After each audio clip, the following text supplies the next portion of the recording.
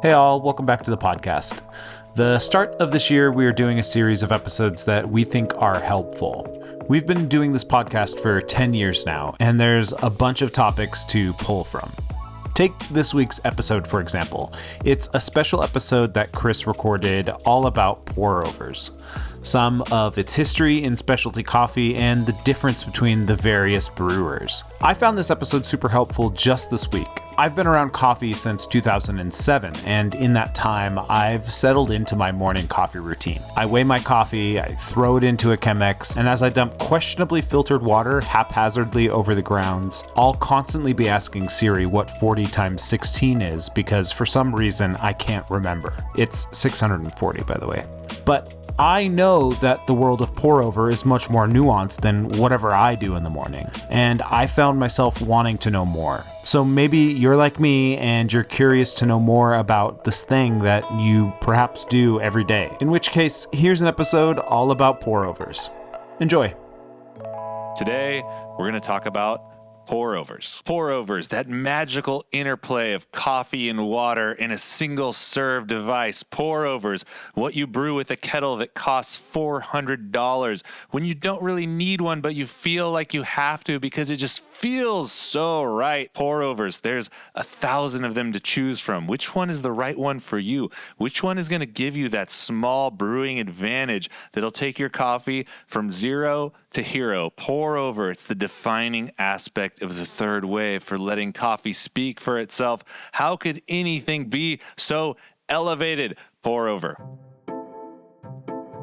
For as much talk and energy that revolves around the idea of making pour-overs, they weren't always so cool. I got my first coffee job in 2001 and my first really serious job in 2006 when I moved to San Francisco to start working for Ritual Coffee Roasters. And there were some things going on in the industry with pour-over. Blue Bottle used to make these by-the-cup brews in their Hayes Valley kiosk, but by and large, no one really cared about pour-overs. Why? Because everyone was focusing on making espresso. There was this new world of espresso emerging. People were moving away from the old ways of filling up the doser, 2 clicks to dose a double shot. If you even know what I'm talking about, you're probably old enough to remember. If you have no idea what I'm talking about, good for you. You never had to experience that weird, strange time. But espresso was this new, exciting thing. There was this really intense lack of science around coffee, so there was a lot of exploration. And some of it led to some pretty poor results, but the exploration, I think, was good because it led to curious people. It led to people trying different things and people learning by doing. There was a lot of trial and error. Espresso's fun. Espresso's why I love coffee. Espresso was the place to be. Pour-over, it was kind of there. Maybe there's some shops in the 90s kind of doing a thing. Santa Cruz Coffee Roasting here, where we're at, is actually legendarily accredited. Does that even make sense? Legendarily accredited? That makes no sense at all. Roll with me. You know what I'm talking about. You know. They supposedly have one of the first pour-over bars anywhere ever in the nation. There's a contingent of people using these paper Melita filters at their house, and you could buy those filters at the grocery store, put them in these really weird, cheap plastic brewers, and people would use it to make coffee at home. But in the commercial and in the specialty coffee scene, pour-overs were kind of birthed out of the absence of something that had kind of taken this stronghold in the by-the-cup brewing scene, which wasn't really there before, and that was the clover. People love technology, new options. You can do new things. You can do this weird stuff. Whatever you want to do, it's possible with technology. A few years after I started working at Ritual, this group of people were working on this coffee brewing device, something that we hadn't seen before. It looked like this square box with a little water faucet on top. It had this little disc that moved up and down that had a screen on it. What the hell was it? I don't know. There was a squeegee involved. This was a Clover. It was a little startup that was building a coffee brewer, and it was a vacuum brewer. So the top, you'd have this chamber with this piston that had a screen on top, and the piston would drop down. You'd put coffee into it, and then that little water faucet thing would squirt water on top of it. So you had all this coffee in this chamber. You could stir it, agitate it. There was a special little spatula thing, and then the piston would rise back up. There was a suction from underneath. It was a vacuum press, and it would pull the coffee out, shoot it out of this tube right into your cup. Single serve coffee brewing sounds incredibly complicated, and it kind of was. But the thing that people liked about it, and the thing that it was really sold on the back of, was that it was infinitely adjustable. You could tweak pretty much anything you want. So if you want your water at a certain temperature and that temperature is different for each coffee you want to make, that's cool. You can program that in the machine. It holds profiles. If you want to run different brewing times for each one and it would automate it, that's cool. You could program that into the machine. It gave you a lot of flexibility. It got to be really fucking out of hand as to where someone would be dialing in the espresso machine and you would have a barista that came in the morning and dialed in the Clover recipes. What the fuck is even going on here? It makes no sense. It made sense at the time. It was that artisan thing. It was, we're pulling the most out of the coffee. This is what the coffee needs. Why are all these coffees responding so differently? You could give any number of answers. It was probably inconsistent roasting. There was no roasting software going on at the time, or at least we weren't using any. So the different recipes and the different peak flavors from each of those coffees was probably the function of different levels of solubility, just again imparted to the coffee by inconsistent roasting. But anyway, we had this fancy new machine, and what you can do with a fancy new machine is you can sell coffees for ridiculously high prices. So if you were paying $2 for a cup or $1.50 a cup, I can't remember what it was back then, but it was, normal, slightly above normal coffee prices, because this is specialty coffee here, y'all, okay? Calm down, take a deep breath. We're gonna be fine. But let's say you've got a $2 standard cup of 12-ounce coffee. Now you've got this fancy machine. You're brewing coffee by the cup. You're paying attention to it, and you can tell your guests how it's just scientifically proven to blow your mind. Now you can sell coffees for $5. You can sell coffees for $6. You can sell coffees for $7. You have that platform. So even if the coffee that you're selling, even if that green coffee is a little bit more expensive base cost, you're still killing it on the margins selling by the cup on this new magical Clover machine. But then disaster struck everyone. Starbucks bought the Clover company. Starbucks bought Clover. They bought it. They took it. They purchased it. Clover sold to Starbucks. If you go into Starbucks now, you might see a weird little square machine. That's a Clover. That's a relic from 2007. That's a piece of history. You should steal one. You should take one. You should take one and make it your own. You can bring it in to your kitchen. So this did a couple things. One, it made parts a little bit harder to get. So Starbucks was still selling replacement parts, but they weren't really servicing any of the machines. And we had a couple of these things, and they broke pretty frequently. But more so than making parts a little bit harder to get, and that would even become harder and harder and harder to get replacement parts as time went on, there was a stigma around what was happening. All of a sudden, if you're championing your business, something that's different, something that's unique, something that's uber high-end specialty, and now the Starbucks down the street has the same thing as you, well, it just doesn't feel that good. That platform that you put yourself on, that big glass house that you built around so you could be like, look at me, I'm the best. Don't throw rocks at me. I'm better than you. We have really good coffee. It just doesn't seem that shiny anymore. And people started to go, yeah, maybe we should move away from this situation because it's really not as cool as it used to be. And we want to be cool because we care what everybody else thinks. And I resonate with that. I totally get that. I want to be cool too, man. Let's be cool together. But there was a problem.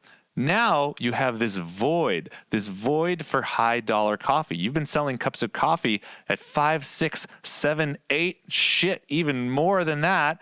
And you don't want to lose that margin as a business. It's really, really useful. And I'm not dissing the margin. Selling individually prepared by the cup coffees in whatever form at an elevated price point is a great way for cafes to buffer their bottom line. It's really good business. So what do? You have this void. Some people were coming out with newer machines. Some people tried to create what looked like clones of the Clover, taking really similar principles to plug this gap.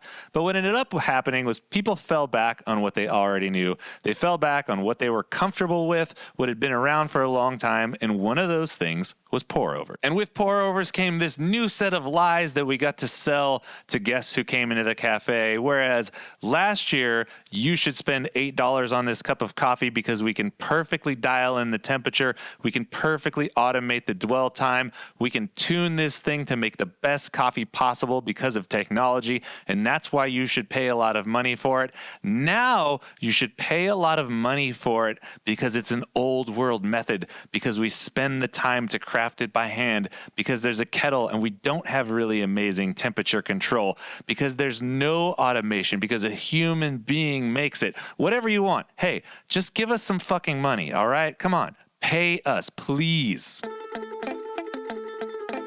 So now pour overs are cool again. They're an accepted part of specialty coffee. They're part of the family. You probably have one in your cabinet. Your cafe down the street might serve one. And you know what?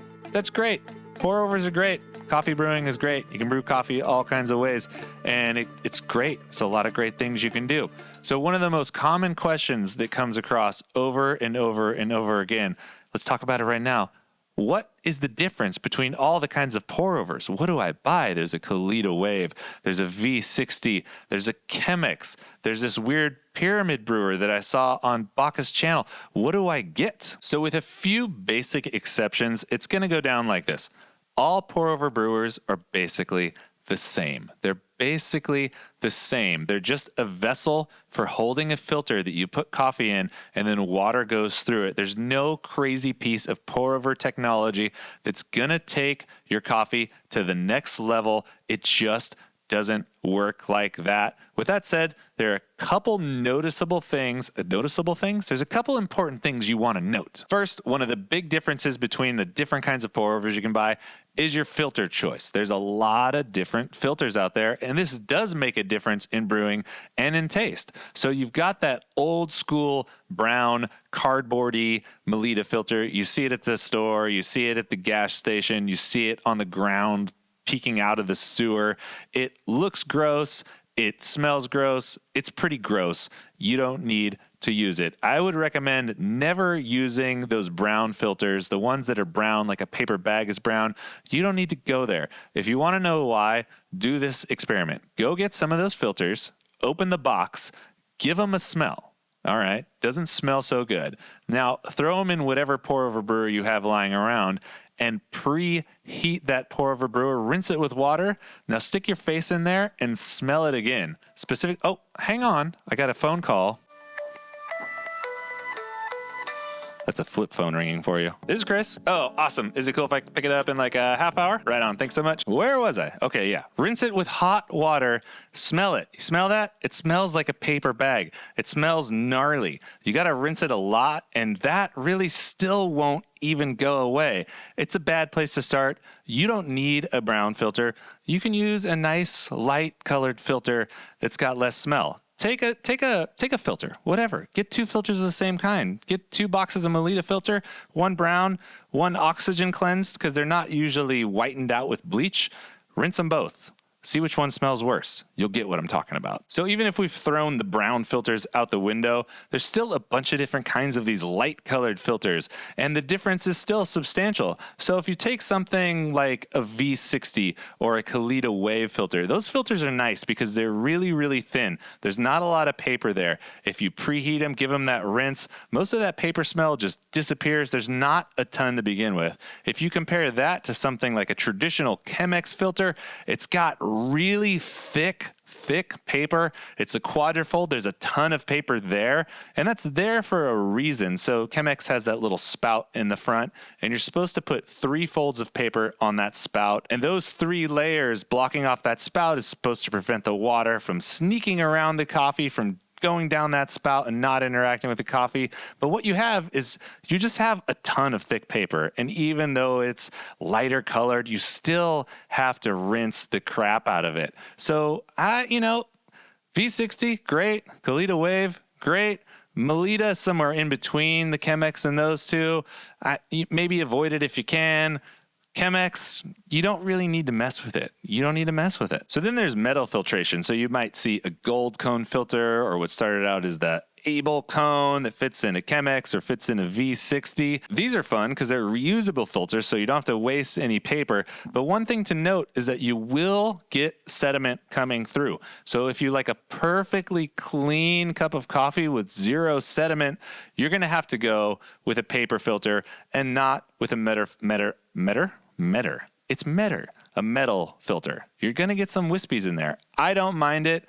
I like the body. I'm not saying I like it more than a paper filter. It just depends on what mood I'm in. Same thing with a cloth filter. Cloth filter, reusable, gonna get a little bit of sediment, nice body. The downside to the cloth filter is cleaning and storage, whereas a metal filter, you can just rinse out, wash it out real quick. Cloth filter, you got to store it somewhere where it's not going to get funky and crusty or mold. So I'll keep mine in a bag with some moisture in the fridge or just in a water bath. It's kind of annoying, but I use them anyway. So once you got your filter preference dialed in, the only other thing you're going to need to consider in which pour over you want to get is bed shape or pour over shape. And you've basically got two kinds. You've got ones that have a flat bottom like the Kalita Wave, or you've got ones that are cone shaped like the Chemex or the V60. For single serving, both of them work really well. With flat bottom brewers like the Wave, it's a little bit easier to control your bed depth and get rid of that high and dry problem. And that's the problem where you see grounds kind of sticking up near the top of the filter. And the problem with that is that if you have grounds that are above the slurry level, so the slurry is where your coffee and your water is all together interacting, if the grounds are up above that, they're not participating in the extraction. They're just kind of chilling there. And that can happen really easily with those cone-shaped filters like the V60. Wave's a little bit easier to control. One thing to note with the flat bottom brewer is if you want to brew a really small amount of coffee and you've got a brewer that's a little bit too big, you might not have enough bed depth. The extreme example of this would be like trying to brew a pour over in your batch brew filter. If you've got a Fetco or a Curtis, you should get a Curtis. Take that filter out and it's got this huge flat area on the bottom. Sprinkle, 18 to 20 grams of coffee in there. It's not even going to cover the whole bottom. The water's not going to interact with it evenly. It's going to be too thin. It's not going to work out. You don't have this problem so much in the conical shaped filters because at their smallest point, they're all basically the same size. So how much coffee you're brewing in them doesn't really matter. So when you're trying to figure out what the best pour over brewer is, which one you should buy, really the only two things you need to think about are what kind of filter does it use and what kind of shape is it, and everything else doesn't really matter. They're all more similar than they are different. All those cool swirly lines you see on the side, all the cool design twerks, it just doesn't make enough difference. It just doesn't maybe make any difference. Anybody who's telling you different is probably just trying to sell you something, and that makes me upset because we don't need to lie to ourselves or other people to sell some shit. All right, let's talk about technique. How do you do it? How does it work? Unfortunately, this podcast is not going to be a great place to learn how to do pour overs. The, audio space in general is not going to be a great place to have a pour over tutorial, but there are a few key things that we can talk about that people ask about all the time. So let's just hash them out right here. The first one is something that we alluded to earlier, is that high and dry problem of grounds sticking on the filter above the level of the slurry. As we said, this is a problem because those grounds are no longer contributing to the brew. They're not involved in extraction. They're just kind of sitting there. They're at the dance, but they're not on the dance floor. They're at the party, but they're not talking to anybody. Why are you even there? Go home, play video games, do it. There's a couple ways to help solve this problem. So one of the ways that you can solve this is by stirring.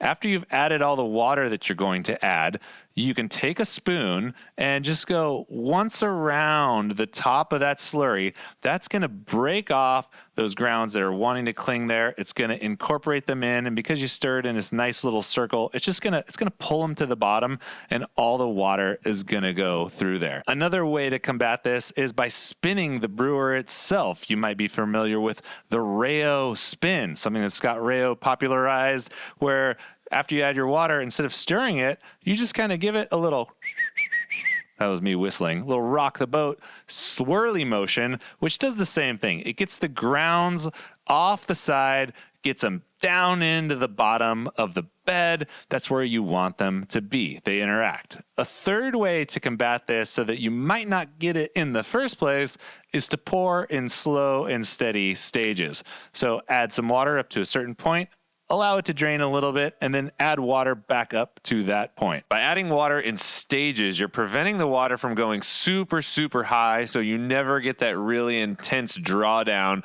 that's going to leave a bunch of grounds high and dry. Of course, you can combine some of these techniques. You can pour in stages, and you can stir at the edge. You can pour in stages and do the Rayo spin. You can mix and match. It's all good.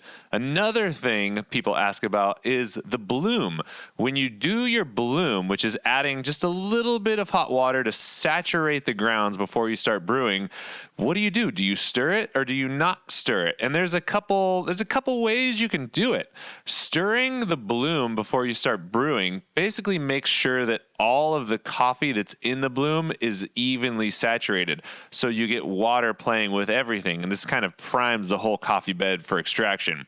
If you don't stir the bloom, you're not really sure how saturated the bloom is. You might have what looks like saturated coffee on the top, but you might have a little dry spot underneath. So stirring the bloom isn't the worst idea, but with things like stirring the bloom, stirring the drawdown, or even doing the spin, I say leave those for a little bit later if you're just getting started with pour overs. And here's why. Until you can control your kettle, until you can control the flow rate of water coming out of the kettle and get predictable extraction or brew times with no unnecessary, no extra frills. So let's say you're doing a single serve cup, you're doing 1 to 16, you got 18 grams of coffee, you're doing 288 water, and your ideal brew time is 3 minutes. Until you can hit that 3-minute time at the same grind setting over and over and over again, I wouldn't mess with any of that other stuff. Once you've got your pour dialed in to where you know you're under control as much as you can be when doing a manual brew, then you can start to add in some of the other things like stirring the bloom, stirring before the drawdown, and see how those affect flavor. But until you're in control, until you're controlling your tools, the more variables you throw at this thing, the more messy it's going to be. And you don't really know if, was your brew longer or shorter? Or did it taste weird because I stirred the bloom too much? Or was I pouring inconsistently, pouring really fast one time and really slow the next?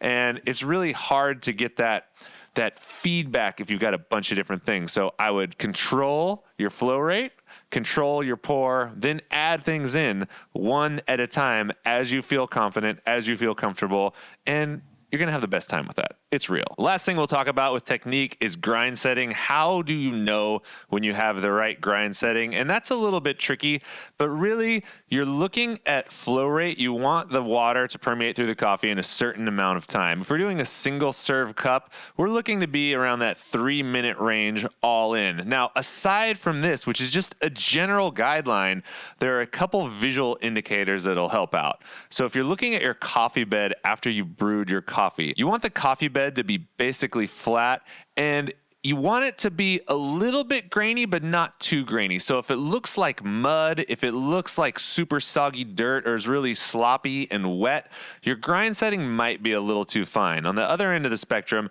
if it looks like rocks, like big chunks of crunchy, huge, like pebbly sand, your grind setting may be too coarse. But the real way to tell if you're in the zone is by tasting your coffee. And this is a little bit more advanced because you have to learn what under and over extraction tastes like and then adjust accordingly.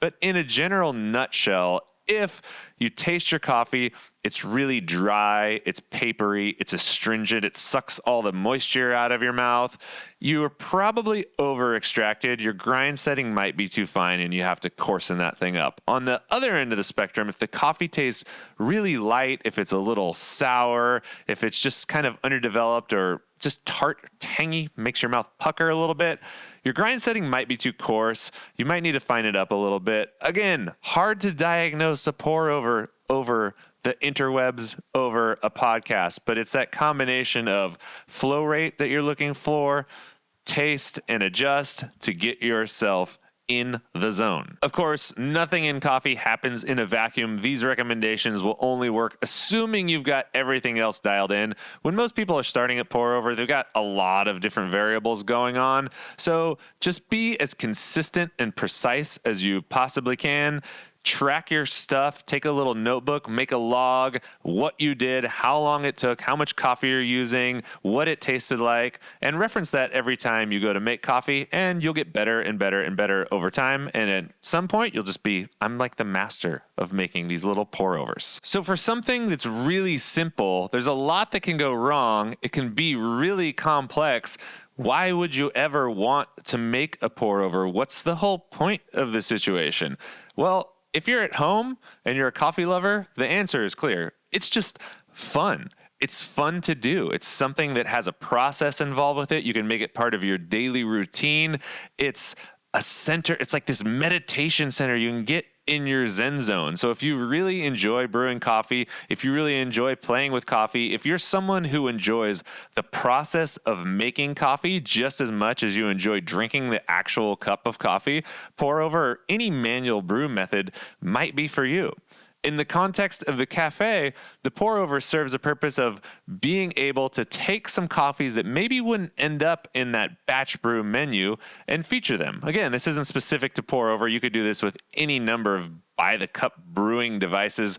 We use something different than pour over, but pick your poison, whatever you want to do. And it's got that benefit of driving that ticket price up. You can sell more coffee at you can sell fancier coffees for more money, which is good for business because even though they're more expensive to buy green, the margin's still really good on those and they'll drive your daily average up at the cafe. And that's an important thing to recognize. So whether you're doing pour over or whether you're doing AeroPress or whether you're doing whatever you want to do, I think ignoring that by the cup possibility might hurt your cafe. So from a strictly business perspective, that's a cool reason to do pour over. From the cafe non-businessy perspective, it gives the opportunity for your customers to sample a large variety of your menu.